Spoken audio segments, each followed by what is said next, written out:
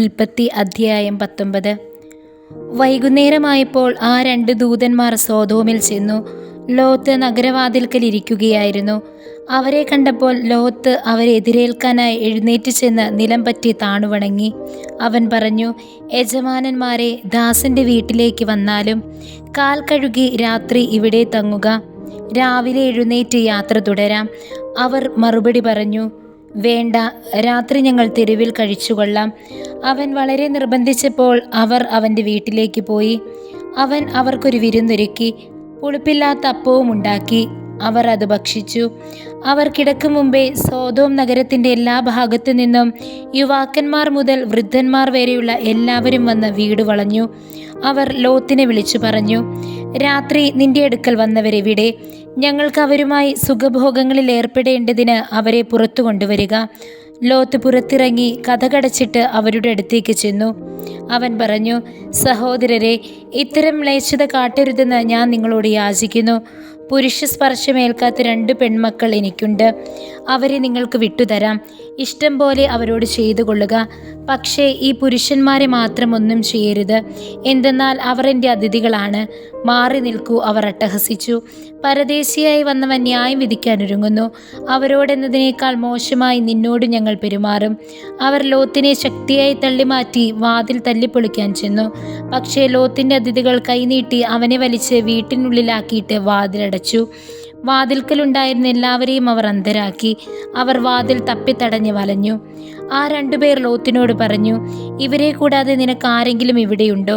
പുത്രന്മാരോ പുത്രികളോ മരുമക്കളോ മറ്റാരെങ്കിലുമോ നഗരത്തിലുണ്ടെങ്കിൽ എല്ലാവരെയും ഉടൻ പുറത്ത് കടത്തിക്കൊള്ളുക. ഈ സ്ഥലം ഞങ്ങൾ നശിപ്പിക്കാൻ പോവുകയാണ്. ഇവിടുത്തെ ജനങ്ങൾക്കെതിരെ രൂക്ഷമായ നിലവിളി കർത്താവിൻ്റെ മുൻപിൽ എത്തിയിരിക്കുന്നു. ഇവിടം നശിപ്പിക്കാൻ കർത്താവ് ഞങ്ങളെ അയച്ചിരിക്കുകയാണ്. ഉടനെ ലോത്ത് തൻ്റെ പുത്രിമാരെ വിവാഹം ചെയ്യാനിരുന്നവരുടെ അടുത്ത് ചെന്ന് പറഞ്ഞു, എഴുന്നേറ്റ് ഉടനെ സ്ഥലം വിട്ടുപോവുക. കർത്താവ് ഈ നഗരം നശിപ്പിക്കാൻ പോവുകയാണ്. എന്നാൽ അവൻ തമാശ പറയുകയാണെന്നത്രേ അവർക്ക് തോന്നിയത്. നേരം പുലർന്നപ്പോൾ ദൂതന്മാർ ലോത്തിനോട് പറഞ്ഞു, എഴുന്നേറ്റ് ഭാര്യയെയും പെൺമക്കൾ 2 പേരെയും കൂട്ടി വേഗം പുറപ്പെടുക, അല്ലെങ്കിൽ നഗരത്തോടൊപ്പം നിങ്ങളും നശിച്ചു പോകും. എന്നാൽ അവൻ മടിച്ചു നിന്നു. കർത്താവിന് അവനോട് കരുണ തോന്നിയതുകൊണ്ട് ആ മനുഷ്യർ അവനെയും ഭാര്യയെയും മക്കളെയും കൈക്ക് പിടിച്ച് നഗരത്തിന് പുറത്തു കൊണ്ടുപോയി വിട്ടു. അവരെ പുറത്തു കൊണ്ടു ചെന്ന് വിട്ടതിന് ശേഷം അവരിൽ ഒരുവൻ പറഞ്ഞു, ജീവൻ വേണമെങ്കിൽ ഓടിപ്പോവുക. പിന്തിരിഞ്ഞു നോക്കരുത്. താഴ്വരയിലെങ്ങും തങ്ങുകയും അരുത്. മലമുകളിലേക്ക് ഓടി രക്ഷപ്പെടുക, അല്ലെങ്കിൽ നിങ്ങൾ വെന്തു നശിക്കും. ലോത്ത് പറഞ്ഞു, യജമാനനെ അങ്ങനെ പറയരുതേ. ഞാൻ അങ്ങയുടെ പ്രീതിക്ക് പാത്രമായല്ലോ. എൻ്റെ ജീവൻ രക്ഷിക്കുന്നതിൽ അവിടുന്ന് വലിയ കാരുണ്യമാണ് കാണിച്ചിരിക്കുന്നത്. എന്നാൽ മലയിൽ ഓടിക്കയറി രക്ഷപ്പെടാൻ എനിക്ക് വയ്യ. അപകടം എന്നെ പിടികൂടി ഞാൻ മരിച്ചേക്കുമെന്ന് ഭയപ്പെടുന്നു. ഇതാ, ആ കാണുന്ന പട്ടണം ഓടി രക്ഷപ്പെടാവുന്നത്ര അടുത്താണ്, ചെറുതുമാണ്.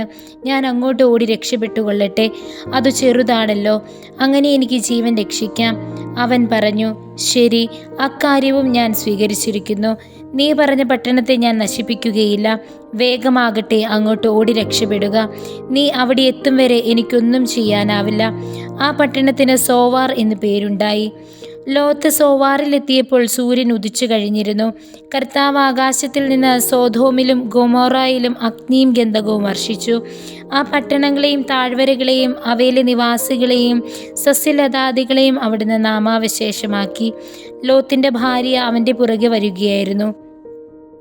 അവൾ പിന്തിരിഞ്ഞു നോക്കിയതുകൊണ്ട് ഒരു ഉപ്പുതൂണായി തീർന്നു. അബ്രാഹാം അതിരാവിലെ എഴുന്നേറ്റ് താൻ കർത്താവിൻ്റെ മുൻപിൽ നിന്ന സ്ഥലത്തേക്ക് ചെന്നു. അവൻ സോദോമിനും ഗൊമോറയ്ക്കും താഴ്വര പ്രദേശങ്ങൾക്കും നേരെ നോക്കി. തീച്ചൂളയിൽ നിന്നെന്ന പോലെ ആ പ്രദേശത്ത് നിന്നെല്ലാം പുക പൊങ്ങുന്നത് കണ്ടു. താഴ്വരകളിലെ നഗരങ്ങൾ നശിപ്പിച്ചപ്പോൾ ദൈവം അബ്രാഹത്തെ ഓർത്തു.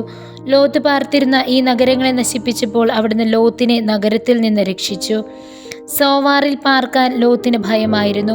അതുകൊണ്ട് അവൻ തൻ്റെ 2 പെൺമക്കളോടുകൂടെ അവിടെ നിന്ന് പുറത്തു കടന്ന് മലയിൽ ഒരു ഗുഹയ്ക്കുള്ളിൽ പാർത്തു. മൂത്തവൾ ഇളയവളോട് പറഞ്ഞു, നമ്മുടെ പിതാവിന് പ്രായമായി. ലോകനടപ്പനുസരിച്ച് നമ്മോട് സംഗമിക്കുവാൻ ഭൂമിയിൽ വേറൊരു പുരുഷനുമില്ല. അപ്പനെ വീഞ്ഞു കുടിപ്പിച്ച് നമുക്ക് അവനോടൊന്നിച്ച് ശയിക്കാം. അങ്ങനെ അപ്പൻ്റെ സന്താന പരമ്പര നിലനിർത്താം. അന്നു രാത്രി പിതാവിനെ അവർ വീഞ്ഞു കുടിപ്പിച്ചു. മൂത്തവൾ പിതാവിൻ്റെ കൂടെ ശയിച്ചു. അവൾ വന്നുകിടന്നു കിടന്നതോ എഴുന്നേറ്റ് പോയതോ അവൻ അറിഞ്ഞില്ല. പിറ്റേന്ന് മൂത്തവൾ ഇളയവളോട് പറഞ്ഞു, ഞാൻ ഇന്നലെ അപ്പനോടൊന്നിച്ച് ശയിച്ചു. ഇന്നും നമുക്കവനെ വീഞ്ഞു കുടിപ്പിക്കാം. ഇന്നും നീ പോയി അവനോട് കൂടെ ശയിക്കുക. അങ്ങനെ അപ്പൻ്റെ സന്താന പരമ്പര നമുക്ക് നിലനിർത്താം. അന്നു രാത്രിയിലും അവർ പിതാവിനെ വീഞ്ഞു കുടിപ്പിച്ചു. ഇളയവൾ അവനോടൊന്നിച്ച് ശയിച്ചു. അവൾ വന്നു കിടന്നതോ എഴുന്നേറ്റ് പോയതോ അവൻ അറിഞ്ഞില്ല. അങ്ങനെ ലോത്തിന്റെ 2 പുത്രിമാരും തങ്ങളുടെ പിതാവിൽ നിന്ന് ഗർഭിണികളായി. മൂത്തവൾക്കൊരു മകൻ ജനിച്ചു. മൊവാബ് എന്നവന് പേരിട്ടു. ഇന്നുവരെ ഉണ്ടായിട്ടുള്ള മൊവാബിയരുടെ എല്ലാം പിതാവാണവൻ. ഇളയവൾക്കും ഒരു മകൻ ജനിച്ചു. ബെൻ അമ്മി എന്നവൻ പേരിട്ടു. ഇന്നുവരെ ഉണ്ടായിട്ടുള്ള അമ്മോന്യരുടെ എല്ലാം പിതാവാണവൻ. ഉൽപ്പത്തി അധ്യായം 20. അബ്രാഹാം അവിടെ നിന്ന് നെഗേബ് പ്രദേശത്തേക്ക് തിരിച്ചു. കാദേശിനും ഷൂറിനും ഇടയ്ക്ക് അവൻ വാസമുറപ്പിച്ചു. അവൻ ഗെരാറിൽ ഒരു പരദേശിയായി പാർത്തു. തൻ്റെ ഭാര്യ സാറായെക്കുറിച്ച് അവൾ എൻ്റെ സഹോദരിയാണ് എന്നത്രേ അവൻ പറഞ്ഞിരുന്നത്. ഗെരാറിലെ രാജാവായ അബിമേലെക്ക് സാറായെ ആളയച്ചു വരുത്തുകയും സ്വന്തമാക്കുകയും ചെയ്തു. ദൈവം രാത്രി സ്വപ്നത്തിൽ പ്രത്യക്ഷപ്പെട്ട് അബിമേലെക്കിനോട് പറഞ്ഞു, നീ സ്വന്തമാക്കിയിരിക്കുന്ന സ്ത്രീ നിമിത്തം നീ ഇതാ പിണമായി തീരുവാൻ പോകുന്നു. കാരണം അവൾ ഒരുവൻ്റെ ഭാര്യയാണ്. അബിമേലെക്ക് അവളെ സമീപിച്ചിട്ടില്ലായിരുന്നു. അവൻ ചോദിച്ചു, കർത്താവേ, നിരപരാധിനെ അങ്ങ് വധിക്കുമോ? അവൾ എൻ്റെ സഹോദരിയാണ് എന്ന് അവൻ തന്നെയല്ലേ എന്നോട് പറഞ്ഞത്? അവൻ എൻ്റെ സഹോദരനാണെന്ന് അവളും പറഞ്ഞു.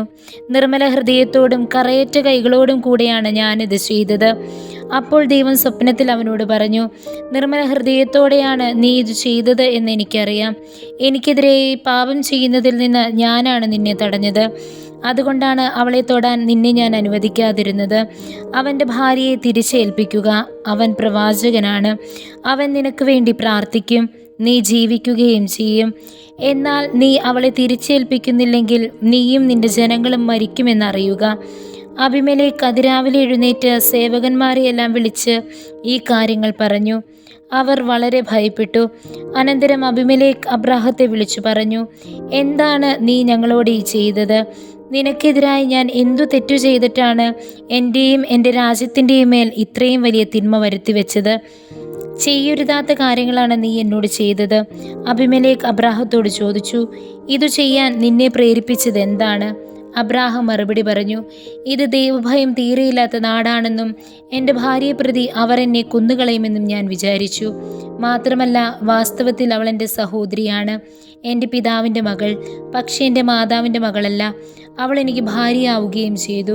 പിതാവിൻ്റെ വീട്ടിൽ നിന്നിറങ്ങിത്തിരിക്കാൻ ദൈവം എനിക്കിടവരുത്തിയപ്പോൾ ഞാൻ അവളോട് പറഞ്ഞു, നീ എനിക്ക് ഈ ഉപകാരം ചെയ്യണം. നാം ചെല്ലുന്ന ഇടങ്ങളിലെല്ലാം അവൻ എൻ്റെ സഹോദരനാണെന്ന് എന്നെക്കുറിച്ച് നീ പറയണം. അപ്പോൾ അബിമേലെക്ക് അബ്രാഹത്തിന് ആടുമാടുകളെയും ദാസീദാസന്മാരെയും കൊടുത്തു. ഭാര്യ സാറായെ തിരിച്ചേൽപ്പിക്കുകയും ചെയ്തു. അവൻ പറഞ്ഞു, ഇതാ എൻ്റെ രാജ്യം, നിനക്കിഷ്ടമുള്ളിടത്ത് പാർക്കാം. സാറായോട് അവൻ പറഞ്ഞു, നിന്റെ സഹോദരന് ഞാനിതാ 1000 വെള്ളി നാണയങ്ങൾ കൊടുക്കുന്നു. നിന്റെ കൂടെയുള്ളവരുടെ മുൻപിൽ നിന്റെ നിഷ്കളങ്കതയ്ക്ക് അത് തെളിവാകും. എല്ലാവരുടെ മുൻപിൽ നീ നിർദോഷയാണ്. അബ്രാഹാം ദൈവത്തോട് പ്രാർത്ഥിച്ചു. ദൈവം അബിമേലെക്കിനെയും ഭാര്യയെയും വേലക്കാരികളെയും സുഖപ്പെടുത്തി. അവർക്കെല്ലാവർക്കും സന്താനങ്ങളും ജനിച്ചു. കാരണം അബ്രാഹത്തിൻ്റെ ഭാര്യ സാറായെ പ്രതി കർത്താവ് അബിമേലെക്കിൻ്റെ അന്തഃപുരത്തിലെ സ്ത്രീകളെയെല്ലാം വന്ധ്യകളാക്കിയിരുന്നു.